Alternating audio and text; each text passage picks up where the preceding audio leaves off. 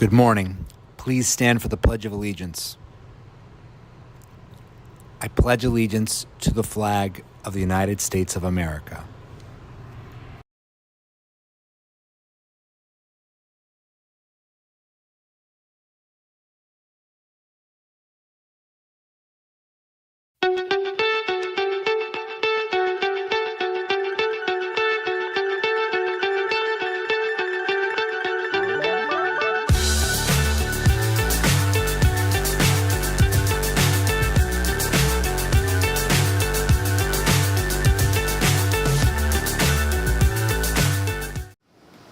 Good morning, DMS. It is Monday, November 13th, 2023. Keep warm, DMS. Make sure to dress appropriately on cold mornings like this one, especially for those of us that walk to school each morning. We have a full week and a Forge Friday coming up. We are also introducing Ironman Bingo as a choice for events this Friday. We have 7 days until Thanksgiving break. The VOTEC is coming to visit 8th graders on Wednesday. Look alive and make your decision to visit VOTEC soon. Wrestling signups are happening today during lunch. Once again, wrestling signups are today during lunch. See Coach Earlston for information. Tomorrow we will be featuring the rest of our Veterans Day Assembly, but today we are visiting teacher classrooms and trying to objectively rate them. Mr. Lombard, not gonna lie, but yours is like a 5 at best. Have you ever walked into a classroom and said to yourself, this classroom is full of stuff or this classroom is empty? Well, today I'll be rating them. There are a bunch of different setups depending on where the teacher teaches what subject. For most of the science classroom, they have tables. Some classroom setups are to help students focus, and other times you can predict what teachers teach by their classrooms. I will rate them based on 3 things: how they look, how easy it is to get around, and where their classroom is in their school, and how far it is from the bus circle. Because let's be honest, the only thing kids care about is if they can get a good seat on the bus, which depends on their classroom. This is Mrs. Fisher's classroom. Mrs. Fisher is a math teacher. She teaches regular math and algebra. Her classroom is near the 7th grade hallway. As you can see in Mrs. Fisher's classroom, it's very colorful and bright. One thing that stands out from other classrooms is that she has LED lights. Her classroom is pretty big. She has her triangle desks that are separated. I personally like when the teachers make their desks separate. It is very close to the bus circle. I give her solid classroom a 9 out of 10.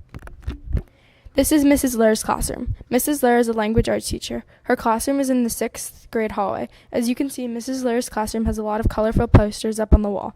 One thing that stands out from other classrooms is her plants that she has up in the front of the room.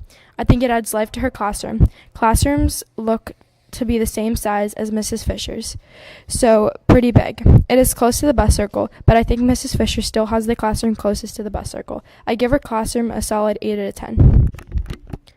This is Mrs. Ladner's classroom. Mrs. Ladner is the STEM teacher. Her classroom is in the 6th grade hallway, but all the way down next to where you go to the nurse.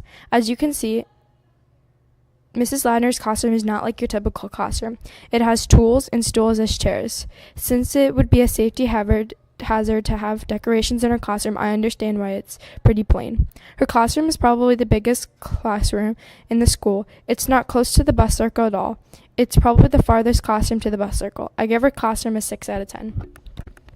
This is Dr. Warhutch's classroom. Dr. Warhutch is a science teacher. She teaches life science. Her classroom is in the 8th grade hallway.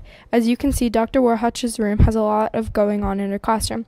Dr. Warhutch is in charge of a lot of things, so it's all different stuff in her classroom.